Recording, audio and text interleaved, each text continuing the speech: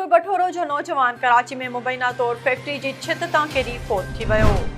बिजावल मां SS news के reporter Abdul Rashid Khaskheli मूजिब गोठ हाशिम कोटाई जो रहवासी पोरियत 22 वरियन जो नौजवान रसूल बख्श वल्द हाजी कोटाई घघर फाटक ते बरकत केमिकल फैक्ट्री के 7 माड़ तां मुबैना हेठ किरी मौके ते फोत थी वियो।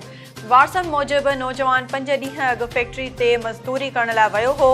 नौजवान की लाश के कराची खां एम्बुलेंस ज़रिए गोठ हाशिम कोटाई आंदो वियो त घर में कोहराम मची वियो। नौजवान गैर शादीशुदा हो। Larkana arts council of Pakistan अदब शोबे पारां सुघड़न जी सरताज उस्ताद मोहम्मद मलूक अब्बासी जो जन्म ॾींहुं मल्हायो वियो, जॾहिं त उन जी शख्सियत ते सुघड़ शागिर्दनि रोशनी विधी। एसएस न्यूज़ के रिपोर्टर अहमद मुश्तबा जतोई मूजिब सिंध जे अनमोल हीरो सुघड़न जे सरताज उस्ताद मोहम्मद मलूक अब्बासी जो अॼु 78 हों जन्म ॾींहुं मल्हायो पियो वञे। अॻवाणनि एसएस न्यूज़ सां ॻाल्हाईंदे चयो त उस्ताद मोहम्मद मलूक अब्बासी हिकु बहितरीन इंसान ऐं बहितरीन सुघड़ हो, जंहिं सिंध जे सुघड़नि खे गॾु कयो ऐं लोक अदब खे महफ़ूज़ कयो।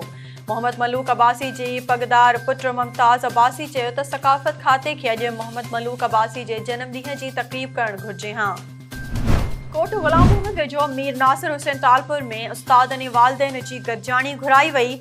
एसएमसी कमेटी जे मेंबरनि ऐं भरपासे जे ॻोठनि मां केतिरनि ई वालिदैन शिरकत कई। एसएस न्यूज़ के रिपोर्टर भगवान दास मूजिब ज्ञानचंद ऐं सभिनी उस्तादनि जी टीम वालिदैन सां ॻाल्हाईंदे चयो त हू ॿारनि खे पाबंदी सां स्कूल मोकिलीनि।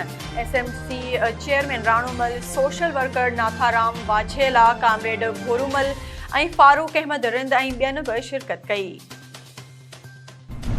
रिठिया में Shaoor foundation for education and awareness ऐं पीस विदाउट बॉर्डर्स जे तावन सां अदम बर्दाश्त जे ख़ात्मे ऐं बैनुल मज़ाहब हम आहंगी खे फ़रोग़ ॾियण समेत बुनियादी मसइलनि खे उजागर करण लाइ हिकु ॾींहं जो सलामती फेलोशिप सेमिनार सकाफ़ती मर्कज़ में मुनक़िद कयो वियो। एसएस न्यूज़ जे रिपोर्टर कामरान मलूकानी मूजिब सेमिनार समाजी वर्कर ऐं लेखक सहाफ़ी मुरीद हुसैन अहसन बुघियो ऐं समाजी अॻवान अनीसा फातिमा जी मेज़बानी में मुनक़िद कयो वियो।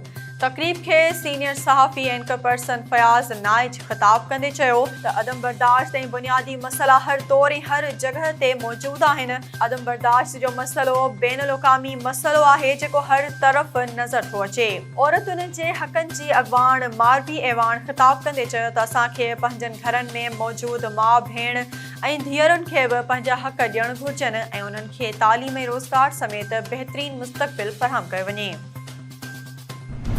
कोठड़ी में वधंदड़ बदमनी ख़िलाफ़ एसटीपी कारकुननि एसएसपी आफ़िस आॾो एहतजाज करे धरणो हयो। एसएस न्यूज़ जे रिपोर्टर दीदार अली मल्हा मूजिब कोठड़ी तोड़े साइट में वधंदड़ बदमनी ख़िलाफ़ एसटीपी पारां कोट रोड खां एहतजाजी रैली कढी एसएसपी आफ़िस आॾो धरणो हणी ज़ोरदार नारेबाज़ी कई वई। उन मौक़े ते अॻवाननि बादल नुहानी, यूनिस ओठो, अमजद मस्तोई, सिकंदर बुलेदी ऐं ॿियनि चयो त कोठड़ी तोड़े साइट में बदमनी चोट चढ़ी वई आहे। क़त्ल, फुरूं ऐं धाड़ा रोज़ जो मामूल बणियल आहिनि, पर पुलिस अघूर निंड पियल आहे। प्रेस क्लब मुदीरुलाल स्टेशन जे सहाफ़ी खे मटियारी जी अदालत में पेशी दौरान बि जवाबदारनि पारां धमकियूं ॾिनियूं वयूं।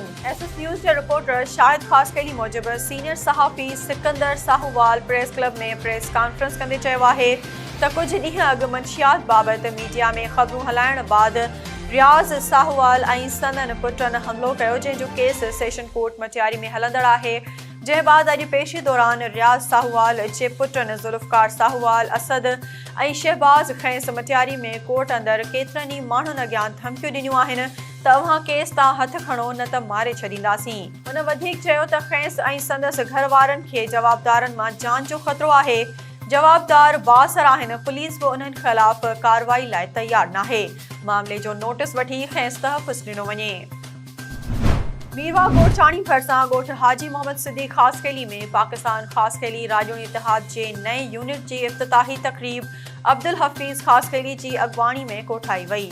एसएस न्यूज़ जे रिपोर्टर हरीश कुमार बाज़कानी मूजिब तक़रीब में पाकिस्तान ख़ासकेली राजौनी इतिहाद जे चेयरमैन सरदार राजा ख़ासकेली, अबू बकर ख़ासकेली, डॉक्टर लोंग ख़ासकेली, मुज़फ़र ख़ासकेली ऐं ॿियनि शिरकत कई।